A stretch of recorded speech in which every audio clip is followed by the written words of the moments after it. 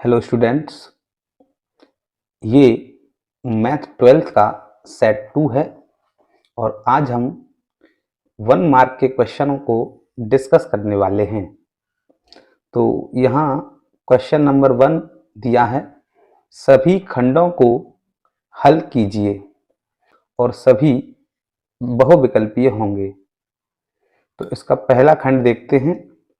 यदि y बराबर 4t और x बराबर 4/t तो dy/dx का मान होगा। तो सबसे पहले हम इस y बराबर 4t का डिफरेंशिएशन करते हैं t के सापेक्ष। तो ये मिलेगा हमें केवल 4, क्योंकि t के सापेक्ष डिफरेंशिएशन 1 होता है। और ये जो x बराबर दिया है 4/t, यदि इसका डिफरेंशिएशन t के सापेक्ष किया जाता है तो ये 4 कॉमन आएगा और 1/t का डिफरेंशिएशन होता है -1/t² और ये बराबर हो जाएगा -4/t²। हमसे dy/dx की वैल्यू पूछी गई है, तो हम लिखेंगे dy/dx बराबर dy/dx/dt। तो यहाँ dt से dt कैंसिल हो जाएगा, ये dy/dx को ही इस तरह लिखा गया है। तो यहाँ dy/dt की जो वैल्यू है वो 4 है और dx/dt की जो वैल्यू है वो -4/t² है और ये 4 से 4 हो जाएगा कैंसिल और ये t² जाएगा ऊपर, तो ये हो जाएगा -t²। अतः इसका विकल्प फर्स्ट जो है सही होगा। अगला प्रश्न है इसका ख। यदि a बराबर ये आव्यूह दिया है तथा b बराबर ये आव्यूह दिया है, तब ba का मान पूछा गया है। तो हम पहले b और a निकालेंगे, तो पहले b के मान को लिख लेते हैं। ये है 1 0 0 -1 और अब a के मान को लिख लेते हैं। ये दिया है 0 1 1 0। दोनों का करना है हमको गुणा। तो आइए हम इसका गुणा देखते हैं। तो यहाँ इस पहली रो का गुणा इस पहले कॉलम में करने पर ये हमें मिलेगा, इस 1 का गुणा हो जाएगा यहाँ 0 में, तो 0 प्लस इस 0 का गुणा इस 1 में करेंगे तो 0। अब इसी रो का गुणा जब इस कॉलम में करेंगे तो यहाँ इस 1 से गुणा होगा इस 1 में, तो 1 प्लस और इस 0 से गुणा होगा इस 0 में, तो ये 0 मिलेगा। आगे इसी तरह जब इस रो का गुणा इस पहले कॉलम में किया जाएगा तो 0 का गुणा 0 से करने पर 0 मिलेगा और -1 का गुणा 1 से करने पर ये हमको -1 मिलेगा। और जब हम इस कॉलम में इस का गुणा करते हैं तो 0 का गुणा 1 से करने पर 0 मिलेगा प्लस -1 का गुणा 0 से करने पर 0 मिलेगा। अतः इसका जो आंसर होगा वो होगा 0 -1 1 0, यानी इसका विकल्प नंबर जो है 4 जो है ये सही होगा। अगला प्रश्न देखते हैं ग। इंटीग्रेशन लिमिट 1 से ये √3 है और 1/1 + x² dx का मान होगा। तो हमें इसका इंटीग्रेशन ज्ञात करना है। तो लिमिट 1 से √3 है और 1/1 + x² dx। तो हम जानते हैं कि 1/1 + x² का जो इंटीग्रेशन होता है वो होता है tan 1x। यहाँ लोअर लिमिट 1 और अपर लिमिट √3 लगाएंगे। आगे जब सॉल्व करेंगे तो पहले अपर लिमिट को रखेंगे तो ये मिलेगा माइनस के √3 माइनस 10 इनवर्स, ये मिलेगा 1, और दोनों की जब वैल्यू लगाएंगे तो ये मिलेगा हमको, यहाँ √3 जो है 10 में वैल्यू होती है π/3 माइनस, और 1 जो है वैल्यू होती है π/4 की। आगे सॉल्व करने पर एलसीएम 12 आएगा और ये 4π माइनस 3π हो जाएगा, और इसका जो फाइनल आंसर है वो π/12 आएगा। अतः इसका विकल्प 2 जो है सही होगा। अगला प्रश्न देखते हैं। घ, मापांक फलन f ऐसा है कि रियल नंबर से पॉजिटिव रियल नंबर में फलन है ये, और फंक्शन fx बराबर दिया गया है mod x, फलन के द्वारा प्रदत्त है, वह होगा, तो वह किस प्रकार का फलन होगा। तो यहाँ रियल नंबर से पॉजिटिव रियल नंबर में एक फलन है और जो इस संबंध से प्रदत्त है। तो आइए हम इसको समझ लेते हैं।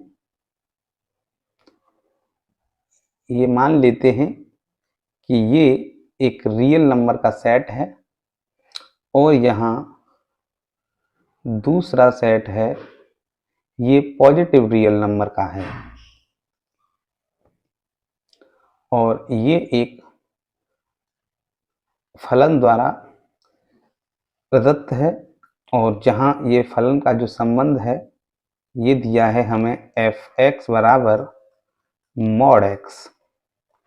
तो रियल नंबर का मतलब होता है कि इसमें नेगेटिव वैल्यू भी होंगी, इसमें पॉजिटिव वैल्यू भी होंगी, इसमें शून्य भी होगा, और इसमें दशमलव की संख्याएं भी होंगी, नेगेटिव में भी हो सकती हैं, पॉजिटिव में भी हो सकती हैं, यानी इसमें सभी संख्याएं हमको मिलती हैं।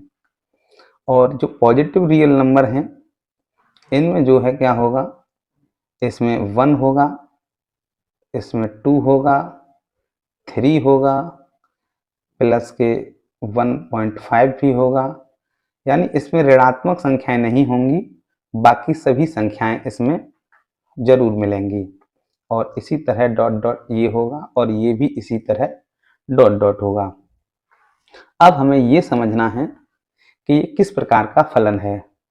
तो देखिए, यहाँ यदि इस फंक्शन में x की वैल्यू हम -1 रखते हैं तो ये -1 पर मॉड होगा और हमें वैल्यू मिलेगी 1, अर्थात -1 का जो यहाँ पर जो संबंध है वो 1 से हो जाएगा। यदि इस 1 की जगह मैं यहाँ +1 वैल्यू रखता हूँ तब भी मुझे इस +1 का मापांक निकालने पर +1 ही मिलेगा, या मैं ये कह सकता हूँ कि +1 का जो संबंध होगा वो भी इसी 1 से होगा।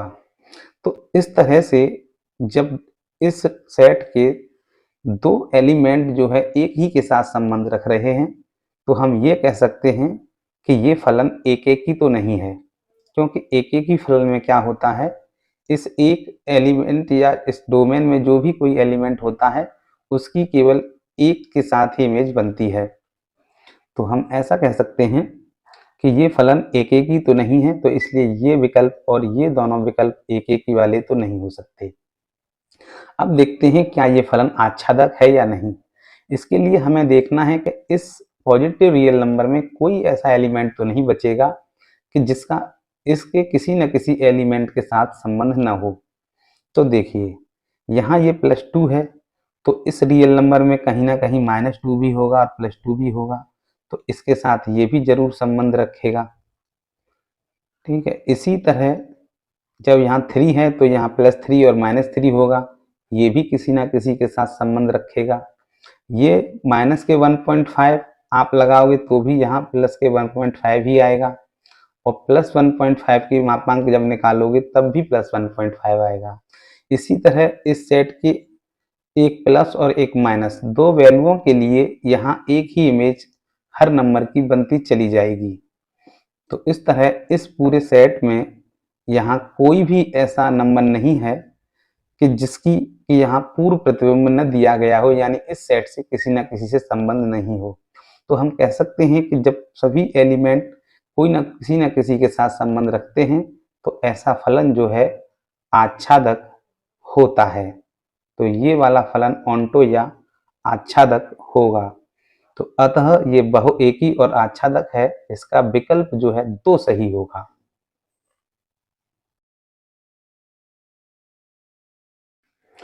अगला प्रश्न देखते हैं, ये पहले का 5वां भाग है। सदिश आई कैप प्लस जे कैप पर सदिश आई कैप माइनस जे कैप का प्रक्षेप होगा। तो मान लें कि ये जो दिया है ये ए वेक्टर बराबर है I cap plus J cap, और ये जो बी वेक्टर बराबर है ये है I cap minus J cap. हम जानते हैं कि ए वेक्टर का वी वेक्टर पर जो प्रक्षेप होता है वो बराबर होता है A vector dot B vector upon mod B vector. तो आगे जब इसको सॉल्व करेंगे तो ए वेक्टर की वैल्यू लगाएंगे I cap plus J cap dot B vector की वैल्यू लगाएंगे I cap minus J cap upon mod B vector की वैल्यू यहाँ लगाएंगे। तो हम ऊपर जब मल्टीप्लाई करेंगे आई का आई के साथ तो 1 और जे का जे के साथ -1 अपॉन अंडर रूट में ये 1 का स्क्वायर और -1 का स्क्वायर। तो हमें अंश में जब शून्य मिलेगा तो हर में चाहे कुछ भी हो इसका मान शून्य हो जाएगा। अतः इसका विकल्प 4 जो है सही होगा। प्रश्न संख्या 2, सभी खंडों को हल कीजिए। इस प्रश्न में आपको 5 खंड मिलेंगे और प्रत्येक खंड के लिए 2 अंक निर्धारित होंगे। तो आइए इसका खंड का देखते हैं। मान ज्ञात कीजिए integration of x square sine x cube into D x. तो हमें क्या करना है, इसका इंटीग्रेशन ज्ञात करना है।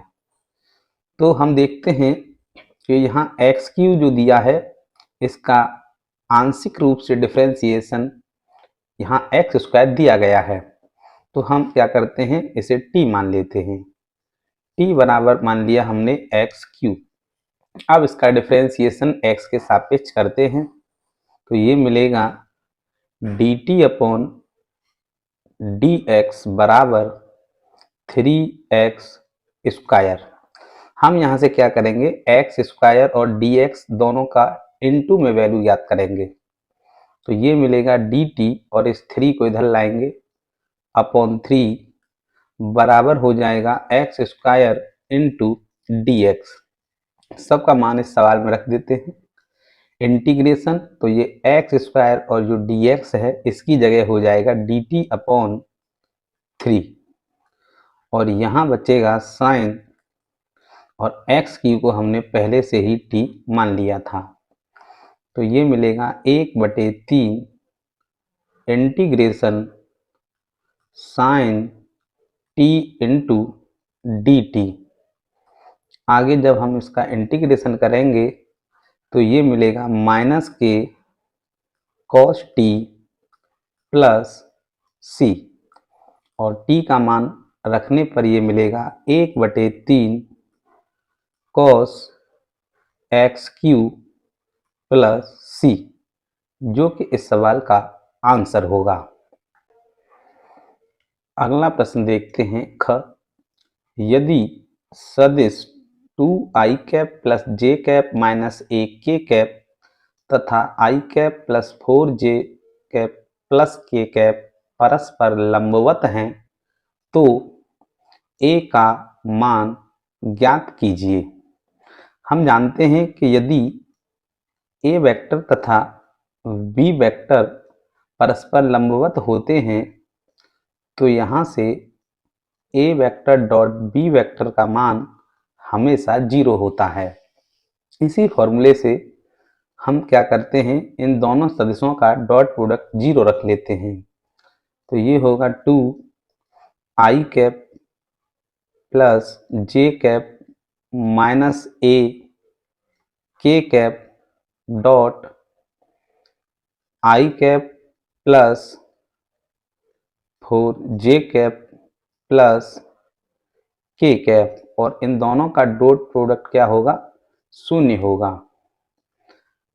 आगे देखेंगे आई का गुणा आई के साथ करने पर ये 2 हो जाएगा, प्लस जे का गुणा 4 के जे के साथ करने पर ये 4 हो जाएगा, माइनस ए का गुणा माइनस प्लस के साथ यहाँ करने पर ये माइनस के ए हो जाएगा बराबर 0।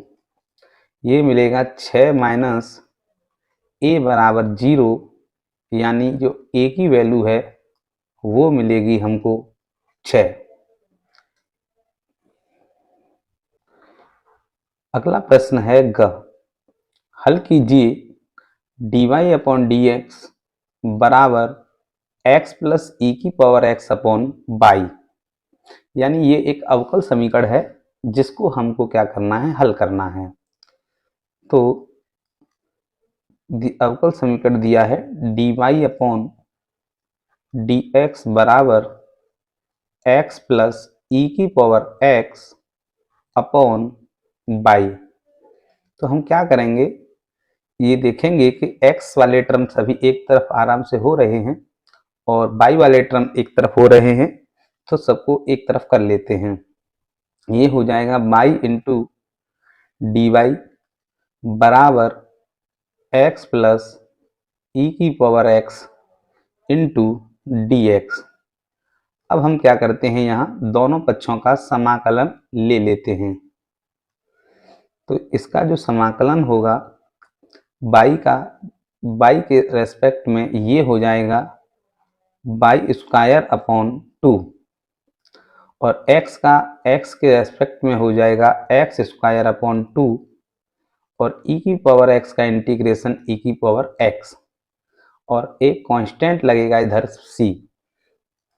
यदि इस पूरे समीकरण में 2 से मल्टीप्लाई कर दिया जाता है तो ये हो जाएगा बाई स्क्वायर बराबर एक्स स्क्वायर प्लस 2e की पावर x प्लस, यहाँ भी 2 का मल्टीप्लाई होगा लेकिन कांस्टेंट c को हमेशा कांस्टेंट c ही रहने देते हैं। यह इस अवकल समीकरण का हल होगा।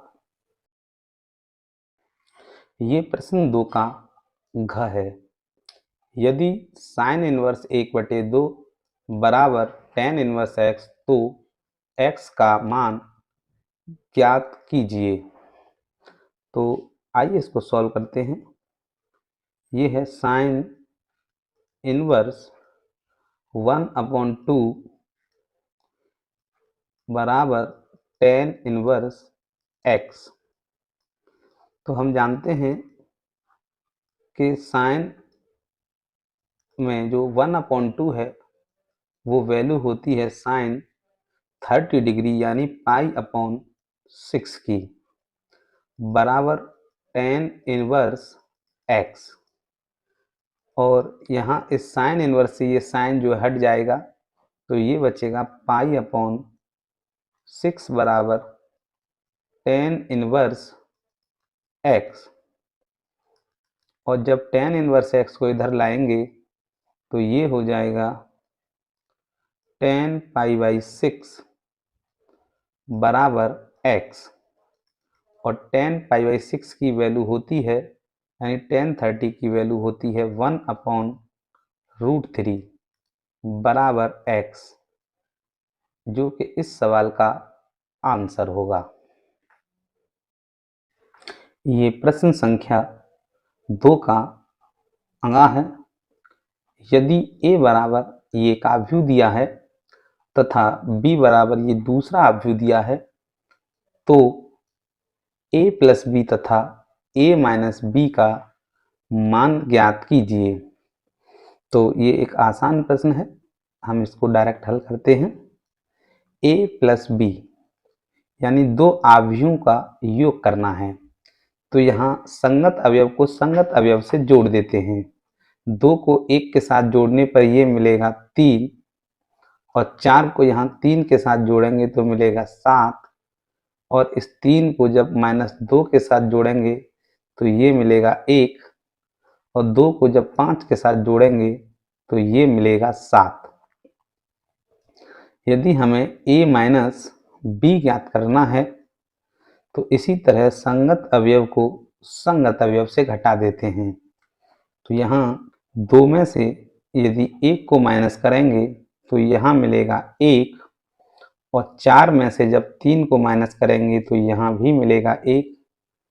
3 में से जब -2 को माइनस करेंगे तो ये प्लस हो जाएगा 5 और 2 से जब 5 को माइनस करेंगे तो ये मिलेगा -3।